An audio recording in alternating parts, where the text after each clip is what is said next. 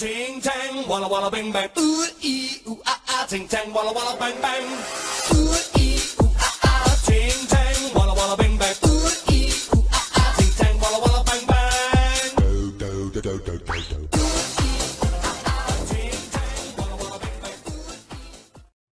Pozdrav youtuberi, danas pričamo o thumbnailu. A šta je thumbnail? To je ona sličica koja vam pruža, ili kako to već da kažem, daje ljudima do znanja o čemu se radi u klipu.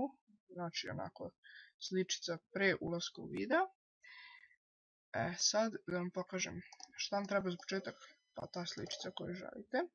Na primjer, ja sam uzeo ovu sličicu. Tu. To sam napravio u ovom Paintu i tako bez veze. Znači ništa pametno, a možemo i ovako, možemo da radimo šta ćemo. Ali nećemo tako da radimo, nego može ovako.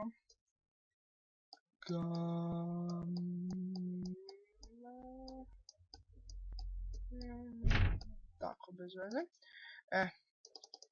I to kad uradite kako vi želite, idete save.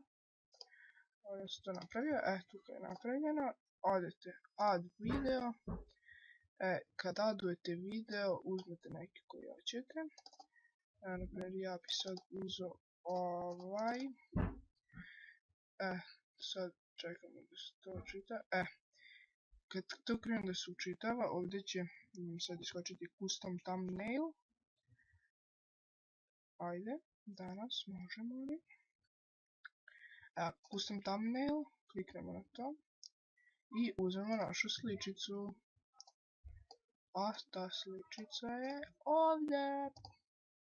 Eto je, open, uploading, sad će to da se uploaduje, kad se to uploaduje ta sličica će vam tu stajati i kad se završi processing iskočit će vam kako izgleda, i kad to iskoči, to je to.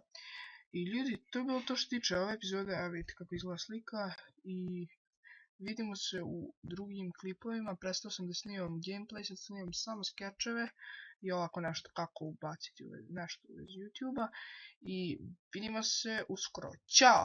Ooh ee ooh ah ah. Ting tang, walla walla bing bang. Ooh ee ooh ah ah. Ting tang, walla walla bang bang.